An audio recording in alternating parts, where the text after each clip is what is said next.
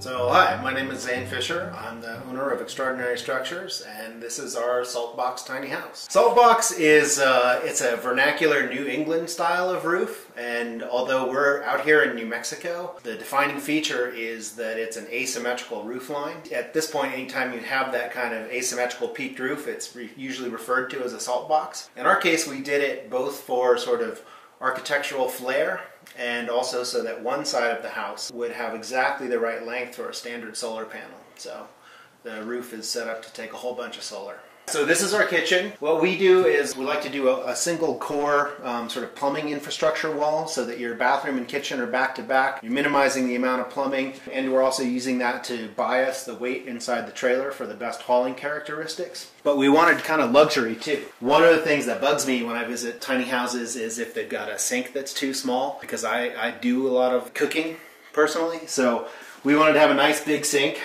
So this is bigger than you're going to have in some apartments. And then we have a sort of a diverse cooking ecosystem here, from a convection toaster oven to a 2-burner induction. But you could outfit this with a larger refrigerator and more of a standard stove and oven. But these are the options that we chose for this one. And we used a single piece stainless steel unit here. This fridge is a drawer. There's a drawer situation right here. So it just fits right into the counter.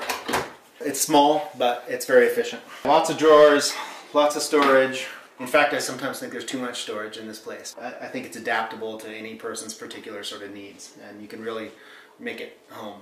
So the bathroom is, you know, it's bound to be small, right? It's in a tiny house like this, but we wanted a different characteristic. We have sort of a Scandinavian wood cabin style interior going on, and we wanted to sort of, you know, create a whole different environment.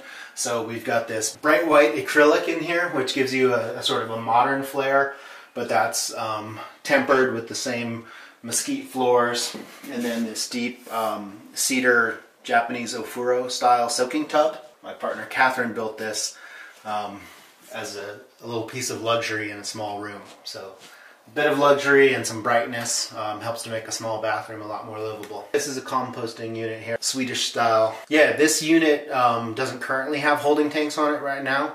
So what you would do is either tie it into a septic, or depending on your location, use a gray water system or add a tank. If, for example, like this unit will end up spending its life probably in New Mexico. You can do gray water, but your kitchen water is considered black water. So what we have pre-installed on the kitchen sink is a valve.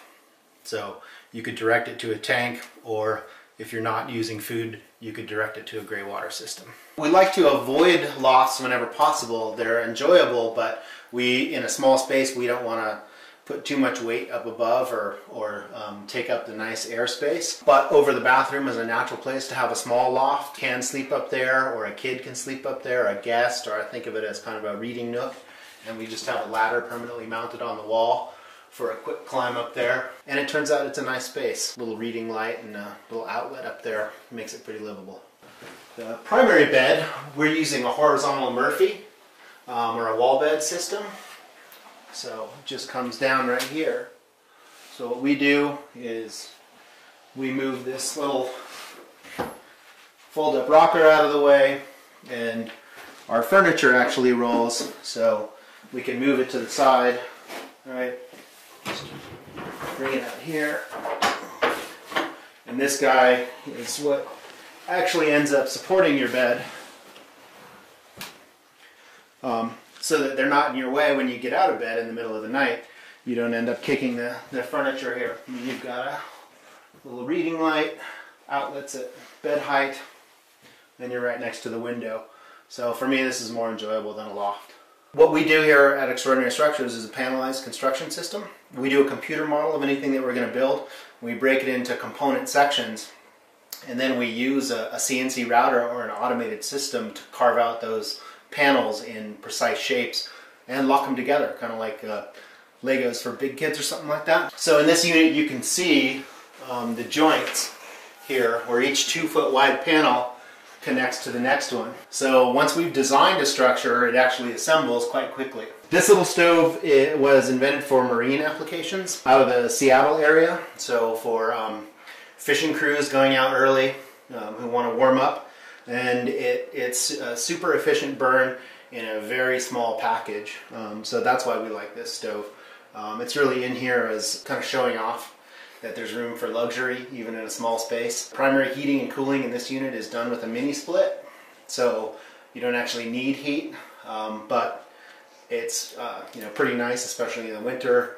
Get back from a day of skiing or snowshoeing or just hard work and be able to light up a little fire. Kind of adds that something special that makes you feel like tiny house living is a luxury rather than something that you're giving something up for. Is there anything you wish you would have done differently with this build? There are some small things, just in the ways we've configured some of the drawers. So I think we've changed some ideas about that. We've learned some lessons about how to run infrastructure in the most optimal ways, especially if we're not building the whole unit for someone, or if we're providing a shell, which is something that we do. How to make sure that it can work really well for electrical and plumbing trades. Part of that is the tiny configuration, and part of that is using a panelized construction system like we do. Overall, I think we're pretty happy. You know, we've got other floor plans that we're working on that are different, but this one has a lot of versatility in it for us. Where do you see the future of this? Do you see this as something that is going to be progressing for many years to come, or do you see this as something where it's going to be a niche small market that's always been there, but now they're starting to become more aligned with the thought process of the tiny home living?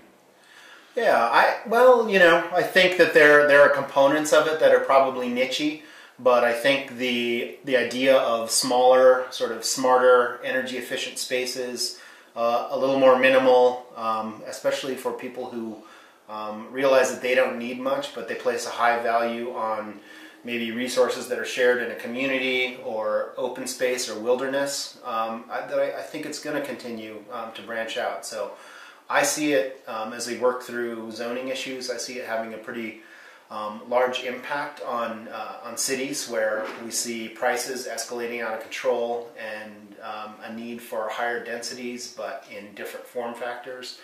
And I see it as a way to add to a sort of healthy housing ecosystem overall as we move forward. So I think there's a place for it, and as we see, we're doing a panelized system that allows for sort of rapid assembly, and there are other people out there who are not just building small, but also innovating in the housing construction area.